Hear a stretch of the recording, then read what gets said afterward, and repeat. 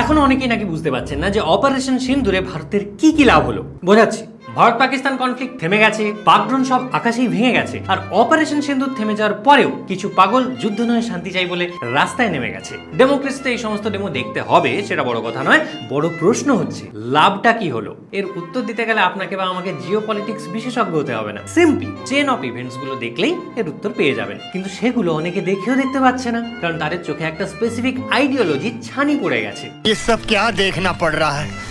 अच्छा है मैं अंधा हूँ। এই ভিডিওটা তাদের জন্য ফ্রিতে ক্যাটারেক্ট অপারেশন। নমস্কার, আশা করি সবাই ভালো আছেন, থেমে নয় প্রেমে আছেন। ফার্স্ট অ্যান্ড ফরমোস্ট, আগে ভারতবর্ষে পেহেলগামের মতো কোনো ঘটনা ঘটলে পাকিস্তানকে পাক যুগের প্রমাণ দেওয়া হতো, অনুরোধ করা হতো যে ঘাঁটিফাটি যেগুলো আছে আপনারাই যেগুলো বানিয়েছেন প্লিজ সেগুলো আপনারাই একটু উদ্যোগ নিয়ে ভেঙে দিলে ভালো হয়। তবে চাপ নেবেন না, আপনাদের দেশে ঢুকে আমরা কিছুই করব না, কারণ আমরা offence is the best defence লাইনটা তো পড়িনি, শুধু যুদ্ধ নয় শান্তি চাই এই লাইনটাই গাঁট মেরে এসেছি। কিন্তু এবার সেটা হয়নি, বর্ডার পেরিয়ে ঢোকা বলাটা আন্ডারস্টেটমেন্ট হয়ে যাবে। এবার পুরো ঢুকিয়ে দিয়ে আসা হয়েছে, এমন ঢোকানো হয়েছে যে সেটা পাক গভর্নমেন্ট অস্বীকার করতে পারেনি। তবে হ্যাঁ, তারা বলেছে ওগুলো র্যাডিক্যালদের ঘাঁটিফাটি কিছু ছিল না। তাহলে কি ছিল? আমের আটি ছিল? কপাল দেখুন, অপারেশনের পর এই সমস্ত ছবি ভিডিও বেরিয়ে গেছে, এটাতে বোঝাই যাচ্ছে যে এটা ঘাঁটি ছিল না আটি ছিল। মনে রাখবেন, যতই চাপতে চান সত্যি আর পাত কখনো চাপা থাকে না। সেকেন্ড পয়েন্ট, প্রধানমন্ত্রী থেকে ফরেন সেক্রেটারি সবাই একটা ব্যাপার খুব ক্লিয়ারলি বলেছেন, এবং যেটা পেহেলগামের ঘটনা থেকে এভিডেন্ট, যে এই রকম ঘটনা ঘটানোর কারণ একটাই, ভারতের মধ্যে এবং ভারতবাসীর মধ্যে বিভেদ তৈরি করা। বাট থ্যাঙ্কস টু অপারেশন সিন্দুর এবং তার সাথে সরকারের একটা মাস্টার স্ট্রোক, যেটার জন্য পুরো দেশ তো এক হয়েছেই, সাথে একটা মিরাকেলও ঘটেছে। মাস্টার স্ট্রোকটা কি গেস করুন? তার আগে মিরাকেলটা বলি। আসাউদ্দিন ওয়েসি, ওমর আব্দুল্লাহ, রাহুল গান্ধী, ইনফ্যাক্ট ধ্রুব রাঠি, মানে যারা গত 10 বছরে সেন্ট্রাল গভর্নমেন্টের সব থেকে বড় ক্রিটিক, তারাও এই ইস্যুতে সরকারের পাশে দাঁড়িয়েছে। এবং সকালে দেখা হলে ওই লোক দেখানোর জন্য যেরকম গুড মর্নিং বলা হয়, সেরকম জাস্ট একটা টুইট করে পাশে দাঁড়ায়নি, রীতিমতো স্টেটমেন্ট দিয়ে অপারেশন সিন্দুর নিয়ে ডিটেলড ভিডিও বানিয়ে দেখিয়ে দিয়েছে স্ট্রং পলিটিক্যাল ডিফারেন্সেস থাকলেও দেশের প্রশ্নে কিভাবে এক থাকা যায়। এটা মিরাকেল নয় তো কি? কিন্তু আসল মাস্টার স্ট্রোক দিয়েছে সেন্ট্রাল গভর্নমেন্ট, এবং সেটাও অপারেশন সিন্দুরের প্রেস ব্রিফিং এ। প্রথমত, অপারেশন সিন্দুর নামটা যিনি রেখেছেন তাকে করজোড়ে শত কোটি প্রণাম। এর থেকে অ্যাপ্ট খাপে খাপ নাম আর কি হতে পারত আমি জানি না। অবশ্যই এই নাম নিয়েও অনেকের সমস্যা, তারা যে জন্মেছে সেটা আমাদের সমাজের সমস্যা। কিন্তু আসল মাস্টার স্ট্রোক হচ্ছে কর্নেল সোফিয়া কুরেশি এবং উইং কমান্ডার ভমিকা সিং দুজনকে দিয়ে প্রেস ব্রিফিংটা করানো। এই লেভেলের অপারেশনের ব্রিফিং যেটা সারা পৃথিবী দেখছে, সেটা করেছেন দুই মহিলা অফিসার এবং একজন ফ্রম মাইনরিটি, একজন ফ্রম মেজরিটি। ফার্স্ট মেসেজ সারা পৃথিবীর জন্য দেওয়া হয়েছে যে ভারতের কাছে রিলিজিয়ান, কাস্ট, জেন্ডার এই আইডেন্টিটি গুলো সেকেন্ডারি, সবার উপরে একটাই আইডেন্টিটি যে আমরা ভারতীয়। সেকেন্ড মেসেজ ভারতবাসীর জন্য যে মেজরিটি হোক বা মাইনরিটি, এই ইস্যুতে আমাদের এক থাকতে হবে এবং আমরা থেকেছি। পেহেলগামের ঘটনার পর যেটুকু রাগ, বিরক্তি, ক্ষোভ, প্রশ্ন, বিভেদ আমাদের মনে এসেছিল, যেটা পেহেলগাম কেসের মোটিভ ছিল, সেটা কিন্তু এই প্রেস ব্রিফিং এর পর এক নিমেষে চলে গেছে এবং আমরা রিইউনাইট হতে পেরেছি। টু বি অনেস্ট, অপারেশন সিন্দুর ছাড়া এটা হওয়া খুবই চাপের ছিল। থার্ড এবং ভেরি ইম্পর্টেন্ট বেনিফিট, ভারত তার self made supersonic missile BrahMos এবং self developed air defence system Akash, এই দুটো রিয়েল টাইম সিচুয়েশনে ব্যবহার করলো, এবং শুধু এটা দেখালো না যে আমরা কতটা ক্যাপেবল, সেলফ ডিপেন্ডেন্ট, তার সাথে সেই সমস্ত দেশের তালিকায় অফিসিয়ালি ঢুকে পড়লো যারা নিজেদের তৈরি সামরিক ইকুইপমেন্টস অন্যান্য দেশকে বিক্রি করে মোটা টাকা রোজগার করে। থ্রু আউট সমস্ত প্রেস ব্রিফিং এ, সেটা ফরেন সেক্রেটারি হোক, ডিজিএম হোক বা প্রধানমন্ত্রী, একটা কিওয়ার্ড বারবার শুনেছেন যে ভারত প্রত্যেকটা ক্ষেত্রে প্রিসিশন গাইডেড মিসাইল ব্যবহার করেছে এবং সেগুলো প্রিসাইজলি টার্গেট হিট করেছে। ছবিতে, ভিডিওতে বারবার সেটাই শোকেস করা হয়েছে। কেন? সেটা অপারেশন সিন্দুরের আফটার এফেক্ট শুনলেই বুঝতে পারবেন। ইজিপ্ট, ইন্দোনেশিয়া, ইউএই, সৌদি আরব, ভিয়েতনাম, এই সমস্ত জায়গা থেকে ব্রাহ্মোসের রিকোয়ারমেন্ট চলে এসছে, কারণ ব্রাহ্মোস এমন একটা সুপারসনিক মিসাইল যেটা জল, স্থল, আকাশ, এমনকি সাবমেরিন থেকেও লঞ্চ করা যায়। এবং প্রতিপক্ষের এয়ার ডিফেন্স সিস্টেমে সেটা কি অবস্থা করতে পারে দেখেছে সারা পৃথিবী। রাশিয়া, চীন, আমেরিকা, ফ্রান্স, এই দেশগুলোর মধ্যে একটা কমন ব্যাপার আছে, যে কারণে সমস্ত দেশ এদের সমঝে চলে, কারণ এরা এদের সামরিক ইকুইপমেন্ট সারা পৃথিবীকে বিক্রি করে, কারণ এরা টেকনোলজিক্যালি এতটা অ্যাডভান্স যে নিজেরাই এই সমস্ত তৈরি করে, কারণ এরা সেখান থেকে মোটা অঙ্কের টাকা রোজগার করে, কারণ মাসল বা মিসাইল পাওয়ারের জন্য এদের উপর অন্যান্য দেশ নির্ভর করতে বাধ্য হয়। অ্যান্ড গেস হোয়াট, এখন ভারতও সেই দলে। বাট আই হোপ এবার শুধু এয়ার ডিফেন্স সিস্টেম বা মিসাইল নয়, অন্যান্য মিলিটারি ইকুইপমেন্টসের ক্ষেত্রেও Bharat make in India initiative নেবে, তাতে অন্যান্য দেশের উপর ডিপেন্ডেন্সি আরো কমবে, ডিফেন্স আরো স্ট্রং হবে, আর সেই সমস্ত অন্যান্য দেশকে বেঁচে অর্থনীতিও মজবুত হবে, যেটা আমেরিকা, রাশিয়া, চীন করে।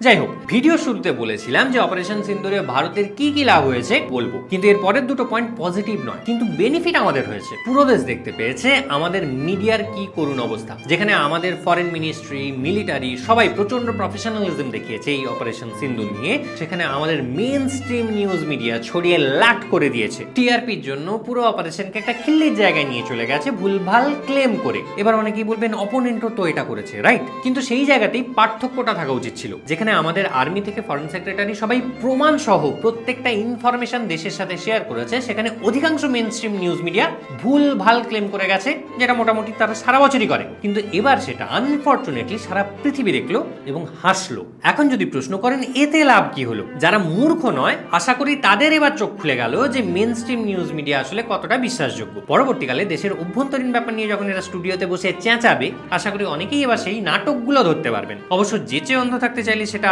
আলাদা ব্যাপার। সেলফ মেড অন্ধদের সত্যিটা কোনোদিনই বোঝানো যায় না। যেমন পাক জনগণ, তারা এখন এইভাবে সেলিব্রেট করে যাচ্ছে যে তাদের মিডিয়া সমস্ত সত্যি বলছে। তারা নাকি কয়েকটা ড্রোন ভারতের আকাশে উড়িয়ে যুদ্ধে জিতে গেছে। ভাইজান, ওর থেকে বেশি ড্রোন আমাদের দেশের ওয়েডিং ফটোগ্রাফাররা ওড়ায় এবং সেগুলো আকাশে গিয়ে দেওয়ালির পটকার মতো ফেটে যায় না। বাই দ্য ওয়ে, পাক মিডিয়া এবং পাক ভাইজানরা কয়েকটা রাফায়েল জেট নাকি ধসিয়ে দিয়েছে এই দাবি করে খুব লাফিয়েছে। সেটাই নাকি তাদের বিশাল বড় অ্যাচিভমেন্ট। এটা সত্যি না মিথ্যে আলাদা প্রশ্ন, কিন্তু ব্যাপারটা এরকম যে রাস্তায় ঝামেলা হলো, আপনাকে অপোনেন্ট ফেলে গেলালো, কিন্তু আপনি ভাবছেন যে জিতে গেছেন কারণ আপনি কেলানি খাওয়ার সময় যে কেলিয়েছে তার জামার দু একটা এক্সট্রা বোতাম ছেড়ে দিয়েছেন। দারুণ অ্যাচিভমেন্ট।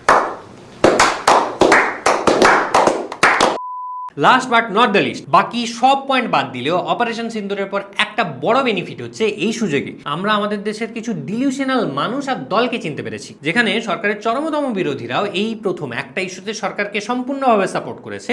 সেখানে কিছু আতেল আইডিওলজির আর রিয়েল লাইফের ডিফারেন্স এখনো বুঝতে পারছে না। অপারেশন সিন্দুর শুরু হওয়ার পর তারা হঠাৎ করে শান্তির দূত হয়ে গেছে। তারা যুদ্ধ নয় শান্তি চাই লিখছে, খুবই ভালো কথা। মহাত্মা গান্ধীর শান্তির কোট শেয়ার করছে, আরো ভালো কথা, কিন্তু ভুলে গেছে যে এগুলো সবই আইডিয়াল সিচুয়েশনের জন্য অ্যাপ্লিকেবল। মানে যেখানে সামনের জন্য আপনার এই ভালো মানুষকে রেসপেক্ট করে, সামনের জন্য শান্তি চায়, যুদ্ধ চায় না। কিন্তু সামনের জন যদি সেটা না করে, তাহলে আপনার এই একার ভালো মানুষই আসলে ছেলে মানুষই। 22 তারিখ পেহেলগামের ঘটনা যা হয়েছে সেটার পরেও যদি ভারতবাসী হিসেবে আপনি বরাবরের মতো ভালো মানুষই দেখাতে চান, তাহলে আপনি বাল খিল্লতা করছেন। এখনো যদি বুঝতে না পারেন বুঝিয়ে বলি, পেহেলগামের ভিকটিম শুধু 26 জন ভারতীয় বা তাদের পরিবার নয়, ভিকটিম পুরো দেশ। আপনি ভাবছেন পরিস্থিতি এসকালেট করলে 26 জনের সংখ্যাটা আরো বাড়তে পারে, ঠিক সেটাও তো বাড়বে, কিন্তু একটা ঘটনায় পুরো দেশে যেভাবে বিভেদ তৈরি হলো, বিদ্বেষ তৈরি হলো, মনে ভয় ঢুকলো, ঘৃণা ঢুকলো, ক্ষোভ হলো, রাতে শান্তির ঘুমটা বিরক্তিতে পাল্টে গেল, সেটা ভাবছেন না। এখন যদি এগুলো যোগ্য উত্তর না দেওয়া হয়, তাহলে এই ঘটনা আবার ঘটবে, বারবার ঘটবে। সেদিন আমি বা আপনি পেহেলগামে ছিলাম না, কিন্তু যদি থাকতাম এবং আমার বা আপনার কাছের কোনো মানুষের জীবন ওইরকম অসহায়ভাবে শেষ হতো, তাহলে বিশ্বাস করুন আমি বা আপনিও চাইতাম যে দেশের যোগ্য জবাব দিক। ভারত সেটা দিয়েছে এবং দরকার এরকম হাজারবার দেবে। As an Indian I am proud of that and every Indian should be. আর একটা অদ্ভুত লজিক শুনলাম, যুদ্ধ চাইলে নাকি আর্মিতে নাম লেখাতে হবে, বর্ডারে যেতে হবে। প্রথমত, আইডিয়াল সিচুয়েশনে যুদ্ধ বা ঝামেলা কেউই চায় না। দ্বিতীয়ত, এটা যুদ্ধ নয়, রিটালিয়েশন। রিটালিয়েশন আর যুদ্ধের পার্থক্য আছে। আর এই রিটালিয়েশন চাইলে আর্মিতে নাম লেখান কথাটা কেন বোকা ছেলের মতো কথা, সেটা বলছি। শুনছেন বোকা ছেলে, কিন্তু যেটা ভাবছেন সেটাই বলছি। যাই হোক, একটা দেশে বিভিন্ন প্রফেশনের বিভিন্ন ফাংশন থাকে, বিভিন্ন রোল থাকে, সবাই সবটা করতে পারে না। আপনি কি চিকিৎসা চাইলে নিজে মেডিকেল এন্ট্রান্স ক্লিয়ার করেন? ন্যায় বিচার চাইলে নিজেই লয়ার হয়ে যান? জান না তো, তাই না? দেশে যখন কোভিড হয়েছিল, আপনি কি চেয়েছিলেন যে ডাক্তাররা কাজে না যাক, চিকিৎসা না করুক, কারণ তাতে তাদের জীবন নিয়ে টানাটানি হতে পারে? চাননি, কারণ সেই সিচুয়েশনে সেটাই তাদের কাজ। তেমন আর্মিতে যিনি গেছেন, তিনি এটা জেনেই গেছেন যে দেশের জন্য তাকে কতটা স্যাক্রিফাইস করতে হতে পারে। তার সেই অপরিসীম সাহস, ফিজিক্যাল এবং মেন্টাল স্ট্রেংথ আছে বলেই তিনি গেছেন দেশের জন্য। সেখানে গিয়ে যখন সামনে থেকে ফায়ারিং আসবে, তখন যদি তারা জানতে পারেন যে আপনি হঠাৎ শান্তির ছেলে হয়ে গেছেন, ফেসবুকে যুদ্ধ নয় শান্তি চায় ন্যাকা ষষ্ঠী পোস্ট দিচ্ছেন, জাস্ট ইমাজিন কতটা ফ্রাস্ট্রেটিং হবে। আর্মিতে এরকম বহু লোক আছেন যাদের পরিবার থেকে বংশ পরম্পরায় লোক আর্মিতে যায়। ইনফ্যাক্ট তার পরিবারের কেউ জীবন স্যাক্রিফাইস করেছে দেশের জন্য, সেটা জেনেও যায়। তাই প্লিজ তাদের পরিবারের দোহাই দেবেন না, তাদের পরিবারও আপনার এই পোস্ট দেখে লজ্জা পাবে। আবার বলছি, যুদ্ধ কেউই চায় না, ঝামেলা কেউই চায় না, কিন্তু সমস্ত কিছুতেই একটা লিমিট থাকে। রবি ঠাকুরও বলে গেছেন, অন্যায় যে করে আর অন্যায় যে সহে, তবু ঘৃণা যেন তারে তৃণসম দহে। পেহেলগামে যে অন্যায় হয়েছে, তারপর রিটালিয়েশন না করাটা মুখ বুঝে অন্যায় সহ্য করাই। যাই হোক, এতক্ষণে অনেকেই হয়তো ভেবে নিয়েছেন যে আমি ভক্ত টাইপের কোনো কিছু, কারণ আমি নিজের দেশের সরকার এত গুণগান করছি। তারা আমার ইলেকটোরাল বন্ডের ভিডিওটা দেখে আসতে পারেন, ডিলিউশন কেটে যাবে। সবাই ভালো থাকবেন, থেমে নয় প্রেমে থাকবেন। আমি সোম, দেখা হবে আবার পরের ভিডিওতে। জয় হিন্দ।